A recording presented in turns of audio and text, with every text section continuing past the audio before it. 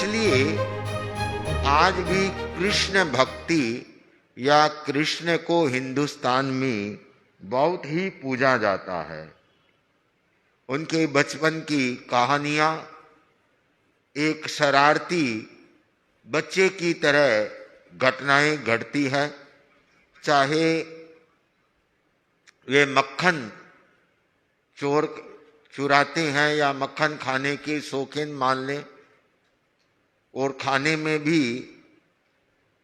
चुराकर खाने में शायद ज्यादा आनंद आता होगा, तो उन्हें माखन चोर भी कहा गया। मटकी को भी फोड़ा गया। आज भी शायद मटकियां फूटती होगी। बंबई जैसे महानगर में तो बहुत ऊंची बांधते हैं। यहाँ तो पता नहीं टिटलागंज में बांधते हैं कि नहीं बांधते हैं, हैं? यहाँ नहीं बांधते हैं, समझदार है। दूसरी ओर कि गोपियों के साथ में रास लीला करते हैं। अनेक तरह के प्रसंग हैं कृष्ण के जीवन में, नाच गान के या लीलाओं के। कृष्ण की लीलाएं हैं, वे आज भी हिंदुस्तान में बहुत प्रसिद्ध है। लेकिन इनके साथ में जो कृष्ण ने दिया है, जो संदेश दिए हैं, उनके ऊपर भी ध्यान देना चाहिए। एक एक अवस्था उम्र के साथ में जैसे जैसे वे बड़े होते हैं तो आगे की घटनाएं आती है। चाहे कालिया दमन किया घटना आती है कालिया नाग की, चाहे अपने मामा श्री कंस का वध किया। हिंदुस्तान में कई मामा प्रसिद्ध है, एक कंस मामा भी प्रसिद्ध है, एक शकुनी मामा भी प्रसिद्ध है, कई मामा और भी मामा मिल जाएंगे। तो कंस का वध भी उन्होंने किया। तो दूसरी ओर महाभारत के उस युद्ध के क्षेत्र में उन्होंने जो अध्यात्म का उवाच किया, क्लीव बने अर्जुन के मन में पुनः एक पौरुष के लो जगाई, तो उस समय उनका एक रूप योगी राज का रूप भी बन गया। तो देखिए कृष्ण का जीवन है, विविधताओं से भरा हुआ जीवन है। उनके जीवन में गंभीरता से नहीं, उन्होंने जीवन को सहजता से उन्होंने जिया है, और सहज आचरण करना में उनका विश्वास था, और उन्होंने सहज ही आचरण किया है। इसलिए उन्होंने यही कहा कि प्रकृति के साथ में तुम सहज बन कर के रहो, सहजता से अपने जीवन को जियो और इसका अच्छे से इसका आनंद लो। हम देखें हिंदुस्तान में कृष्ण को केवल पूजा ही नहीं जाता है, आज उनके मिशन के ऊपर एक पूरा अभियान चलता है। हरे राम हरे कृष्णा वाले हैं, जो सब कुछ उन्हीं के कृष्ण के जीवन चरित्र के आधार पर या गीता के आधार पर, उनके आधार के ऊपर ही वे चल रहे हैं। कृष्ण की भक्ति कहना चाहिए, उनकी उपासना अपने आप में आज भी लोगों में एक आकर्षण पैदा करती है, अपनी ओर खींचती है। और मध्यकालीन युग में हिंदुस्तान में जो भक्ति की परंपरा आई है, उसका भी एक कारण कृष्ण माने जाते हैं कि उससे पहले इतनी भक्तिमय परंपराएं हिंदुस्तान में नहीं थी। तो कुल मिलाकर देखें तो अनुपम, अपार, अद्वितीय, अनन्य आकर्षण के केंद्र वाले श्री कृष्ण महाराज का आज जगह जगह जन्म मनाया जाता है। और जन्म भी किस तरह से होता है। मथुरा की जेल में मध्य रात्रि में होता है। उनके पिता किस तरह से उन्हें सुरक्षित स्थान पर ले जाते हैं, सारी घटनाएं चित्रवत शायद आज के दिन प्रदर्शित की जाती है।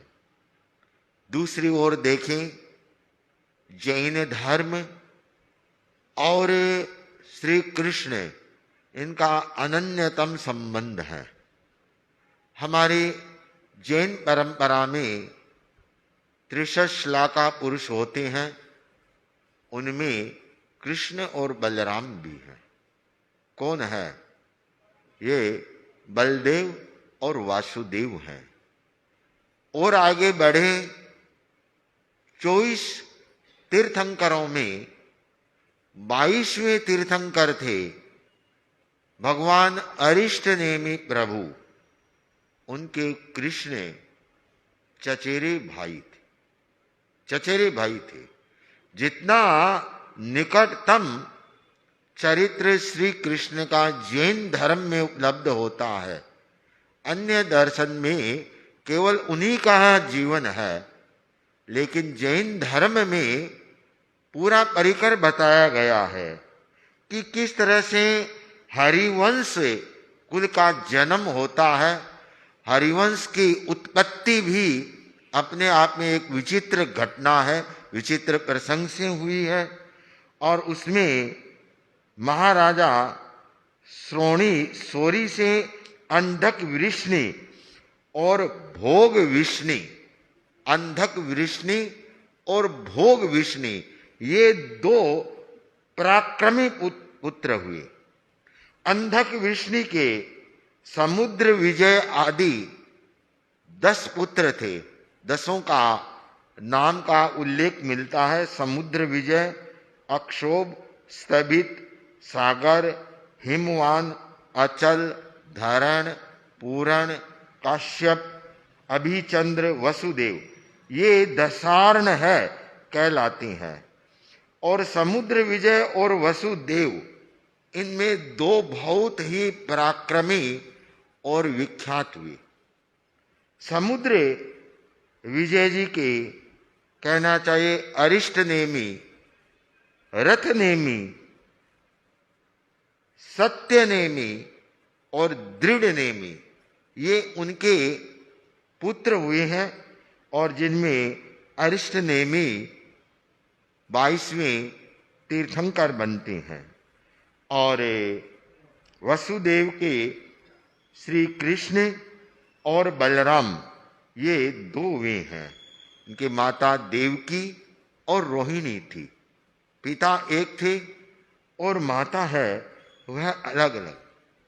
तीर्थंकर चरित्र में भगवान अरिष्टनेमि के जीवन प्रसंग में अनेक घटनाएं उल्लेख मिलता है।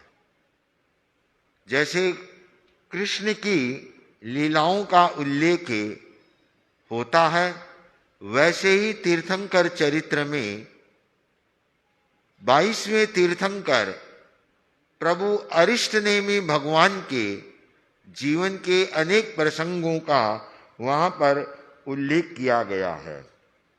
कहते हैं कि एक बार राजकुमार अरिष्टनेमि द्वारिका गए हुए थे और बच्चे थे, बालक थे।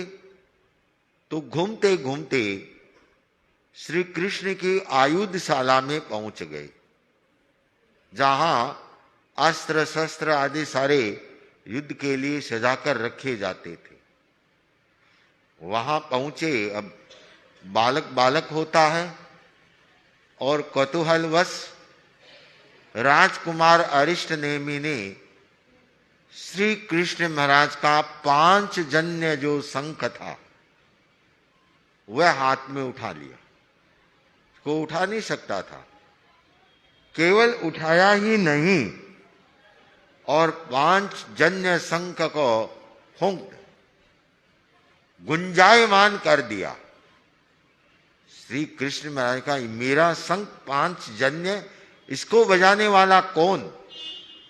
क्या कोई दूसरा कृष्ण जन्म गया है? क्या कोई इस धरती पर दूसरा बलदेव वासुदेव होने वाले क्या है, इसे कोई नहीं बजा सकता। यह तो एक तरह से अछेरा हो गया। जानकारी भी खोजबीन की गई तो मालूम पड़ा कि और कोई नहीं, राजकुमार अरिष्टनेमी, वे भावी तीर्थंकर थे और भावी तीर्थंकर होने के कारण उनके शरीर भी था, वह वज्र ऋषभ महाराज का शरीर था। बहुत बड़ी ताकत होती है वज्र ऋषभ नाराज शरीर में। और फिर भावी तीर्थंकर थे, तो तीर्थंकर होते हैं वे अनंत बली होती हैं। बलदेव वासुदेव चक्रवर्ती, इनकी ताकत से भी, शारीरिक ताकत से भी ज्यादा ताकत होती है, वह तीर्थंकर की होती है। और यह अद्भुत नजारा देखा और देखने के बाद कृष्ण महाराज को खूब ही एक तरह से प्रसन्नता हुई कि वाह वाह, मेरा छोटा भाई भी इतना ताकतवर है, इतना पावर है। तो ऐसे एक नहीं अनेक प्रसंग हैं, ये उनके जीवन के उल्लेख मिलते हैं। अनेक विशेषताएं श्री कृष्ण के जीवन की है। जैसे उनका जीवन, जैसे बताया गया, सहज जीवन है। सहज जीवन में उनकी गुणग्राहिकता बेजोड़ थी। वे इतने गुणग्राही थे कि हर चीज से गुण को देख ही लेते थे। कहते हैं कृष्ण महाराज जा रहे थे रास्ते में और परीक्षा की दृष्टि से एक मृत कुत्ते को वहां डाला गया, मरा हुआ कुत्ता जिसके शरीर में कीड़े पड़े हुए हैं, भयंकर बदबू आ रही है। और श्री कृष्ण महाराज के साथ में चलने वाले लोग थे, वे सारे के सारे अपने अपने रुमाल लेकर के नाक के आगे लगा रहे हैं। और कृष्ण वहां रुक गए और रुक करके अपने साथियों से कहते हैं, देखो इस कुत्ते के दांत हैं कितने उज्जवल हैं, कितने सफेद हैं। यह है गुणग्राही दृष्टि। एक और उसके शरीर में कीड़े पड़े हुए हैं, बदबू आ रही है। और कृष्ण क्या कहते हैं, इस कुत्ते के दांत देखो कितने सफेद हैं, कितने अच्छे हैं। यह गुणग्राही। ऐसे ही हर एक को सहयोग कर देना, सहजता से सहयोग करना। इसका एक घटना आती है कि कृष्ण महाराज जा रहे थे, देखा एक जगह एक बूढ़ा आदमी और मकान बनाने की तैयारी कर रहा है और रोड के ऊपर ईंटों का ढेर है और वह एक दो ईंट को उठा रहा है और भीतर रखा। श्री कृष्ण महाराज उधर से निकले और लोग साथ में थे, तो कृष्ण महाराज ने एक ईंट उठाई और भीतर रखी। अब जब कृष्ण ने सहयोग कर दिया एक ईंट का, तो सैकड़ों लोग चल रहे थे साथ में, एक एक ईंट उठाई, बूढ़े का काम हो गया। यह है, इसीलिए जो महापुरुष होते हैं वो अपने आचरण से और अपने व्यवहार से हैं, ये होते हैं, पूजे जाते हैं। और जब अरिष्टनेमी भगवान तीर्थंकर बन गए, तब अनेक बार दर्शन किए हैं, सेवा किए, उपासनाएं की है। कृष्ण की अनेक रानियां ने दीक्षा ली है अरिष्टनेमी भगवान के पास में। एक एक का उल्लेख आता है, उन्होंने तपस्या ही की है। और जब द्वारिका में पधारे हुए थे तब के प्रसंग आते हैं, श्री कृष्ण महाराज ने उद्घोषणा कराई कि कोई भी दीक्षा लेना चाहे भगवान के पास में, वह दीक्षा ले। मैं तो दीक्षा नहीं ले सकता, लेकिन मैं दलाली करूंगा। उनके परिवार का भरण पोषण करना, सार संभाल करने मेरे जिम्मे है। आप भगवान के पास दीक्षा लें, कल्याण करें। ये लोगों के कल्याण के लिए बहुत बड़े सहयोगी बने हैं। ऐसे एक बार द्वारिका में अरिष्ट नेमी भगवान पधारे हुए थे और श्री कृष्ण महाराज के मन में आया, इतने संत हैं, आज मैं संतों को वंदन करूं। और एक एक संतों को वंदना की। वंदना कैसे की? मथन वंदना में आपके शिक्षाता है, हाँ? और आजकल के तो 21वीं शताब्दी के हैं, खड़े खड़े कर लेते हैं। कोई बेचारा बूढ़ा आदमी घुटनों में दर्द है, कमर में दर्द है, खड़ा खड़ा करता है, समझ में आता है। लेकिन नौजवान पीढ़ी आज की भी, वो भी खड़े खड़े करने लगे। क्यों? बैठने के लिए आराम से कुर्सियां हैं और फिर घुटना क्यों टेके, ऐसे ही वंदना कर ली जाती। और हम भी स्वीकार कर लेते हैं, जे भाई जे, मौका होता कह देते हैं, नहीं तो नहीं भी कहते हैं। लेकिन कृष्ण ने विधिवत वंदना की। वंदना की एक विधि है और उस विधि का बहुत बड़ा मूल्य है। ठीक है, आपने ऐसे लटके से किया, जितना आप करेंगे उतना लाभ मिलेगा। यदि विधिवत साधु को वंदना की जाए तो कौन से कर्म का क्षय होता है? होता है कि नहीं होता? नीच गोत्र का क्षय हुआ और उच्च गोत्र कर्म है नहीं, नाम कर्म गोत्र कर्म। साधु ने वंदना किया, कटय कर्मारा फंद, नीच गोत्र का क्षय हुआ और उच्च गोत्र का बंध। इस साधु को भाव पूर्वक विधि युक्त वंदना करने का लाभ है।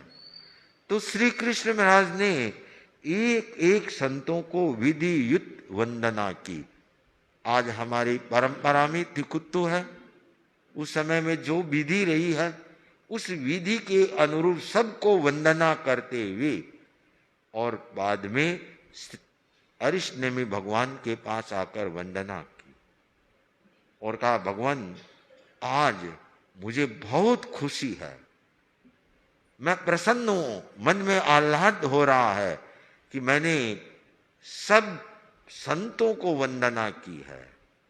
तब भगवान ने कहा, कृष्ण आज तुमने बहुत बड़ा लाभ कमाया है, बहुत बड़ा लाभ भी लिया है। कहा, कैसा लाभ? कैसा लाभ लिया? हाँ, तीर्थंकर नरक गोत्र के जो दलित कर्म थे उन्हें क्षय किया, उनको क्षय किया है। और बातचीत के प्रसंग में कहा कि आज तो मैंने बड़े बड़े युद्ध किए, उनमें थकान नहीं आई, थकान भी आई। तब अरिष्ट नेमी भगवान ने कहा, इतना बड़ा लाभ भी तुमने आज कमाया है। कहा, अच्छा अभी भी एक नरक और रह गई है बाकी, तो मैं जाता हूं, पुनः वंदना करता हूं संत। भगवान ने कहा, अब वह भावधारा नहीं है। जो भावधारा रसायन पहले था वह अब नहीं है। तो इस तरह के जैन धर्म में भगवान अरिष्ट नेमी के श्री कृष्ण चचेरे भाई थे और अनेक प्रकार की घटनाएं उनके जीवन के उल्लेख आता है। कुछ एक प्रसंग मैंने आप लोगों को बताए हैं। ऐसे ही खूब घटनाएं आती है। यमुना की नदी के किनारे शाम के समय बंसुरी बजा रहे थे, उनका प्रिय वाद्य यंत्र है बंसुरी, और आज भी उस बंसुरी को, मोर पंख को पूजा जाता है, सजाया संवारा जाता है। तो वो जो गोपियां थी उनसे रहा नहीं गया कि देखो सूर्यास्त का समय हो रहा है और अंधेरा हो रहा है और यह कृष्ण है अपने बंसुरी पर सबको नचा रहा है। पता नहीं इस काली कलूटी इस बंसुरी से कितना मोह है। हम बोलती हैं अच्छी रूपवान है, हमारे प्रति इतना नहीं है। फिर रहा नहीं गया। कहते हैं कि एक गोपी ने श्री कृष्ण से शिकायत कर दी कि यह बंसुरी आपको इतनी अच्छी क्यों लगती है, जिनको होठों के ऊपर दिन भर लगाए हुए रहते हो, क्यों लगती है? तो कृष्ण ने कहा ऐसे नहीं रखता हूं, हम तो गुणग्राही हैं, गुणों के पुजारी हैं, इसमें गुण है इसलिए मैं होठों के लगा के रखता हूं। कहा इस काली कलूटी बंसुरी में कौन से गुण है? कहा नहीं, 1 2 3 नहीं, इसमें 4 गुण है। कि कौन से 4 गुण है? कि पहला गुण है यह कहना रे बिना बुलाए बोलती नहीं है, ये पड़ी रहेगी लेकिन बिना बुलाए नहीं बोलेगी। क्या बंसुरी बोलती है बिना बुलाए? ये इसका गुण है बंसुरी का, ये बिना बुलाए नहीं बोले।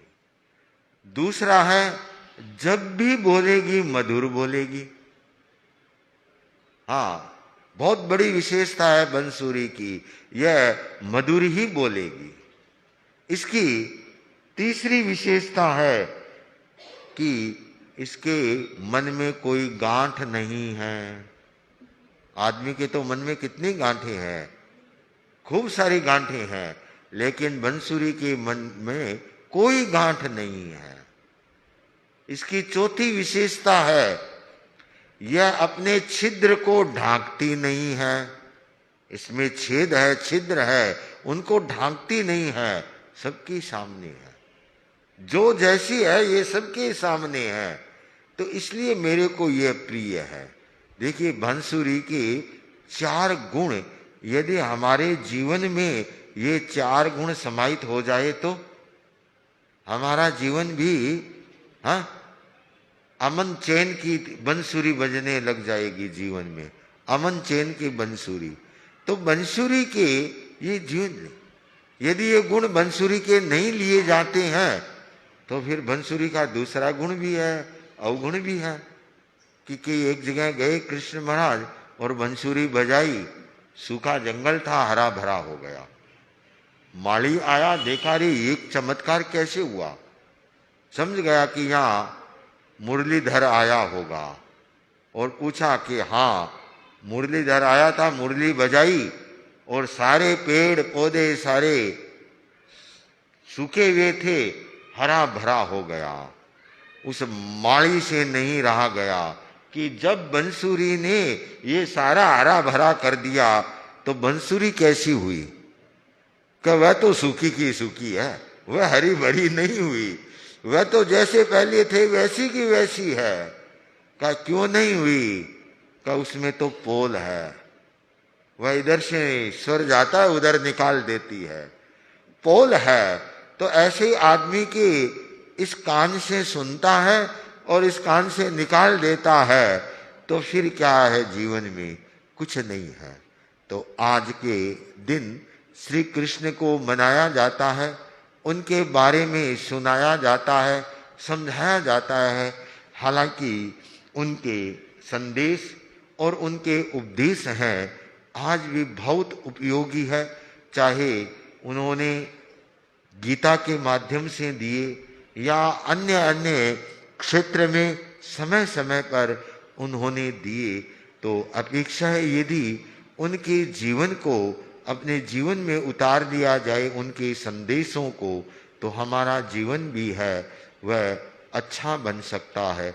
अस्तु, इसी भावना के साथ ओम आर।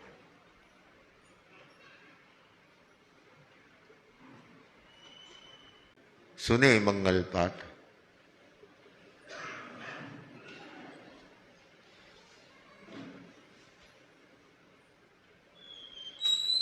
चत्तारि मंगलम अरहंता मंगलम सिद्धा मंगलम साहू मंगलम केवली पनतो धम्मो मंगलम। चत्तारि लोगुत्तमा अरहंता लोगुत्तमा सिद्धा लोगुत्तमा साहू लोगुत्तमा केवली पनतो धम्मो लोगुत्तमो।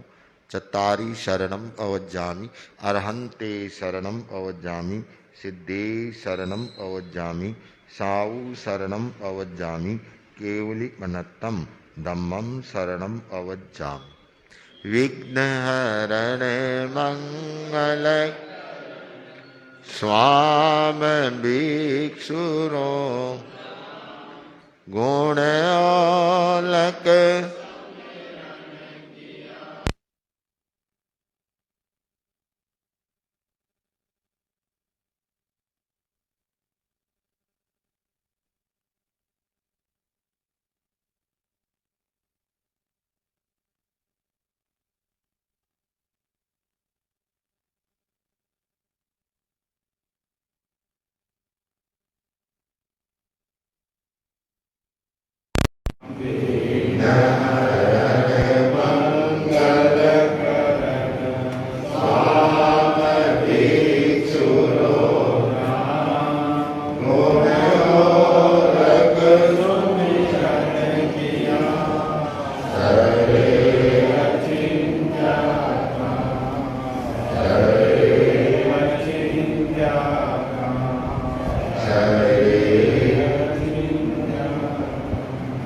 कृतज्ञों से नहीं